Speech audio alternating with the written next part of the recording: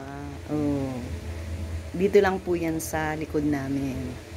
Marami pong bunga. So, nanungkit po ang iyong lola para makakain po ng bayabas.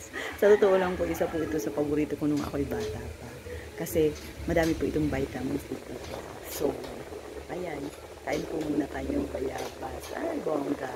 Madami po akong nasungkit. Yung iba ay pinamigay ko na. Ayan. Ayan. Sarap. Yummy.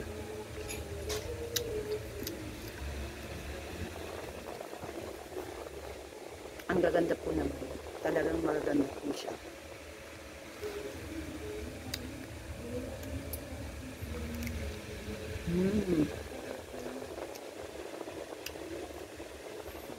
Diba?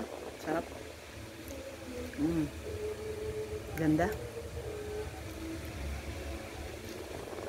Ang kagandahan po nito, ang linis po niya talaga sa loob. Di po talaga siya inuud. Di po kagaya ng ibang ng ibang bayabas na inuud po siya. Ito po talaga as in.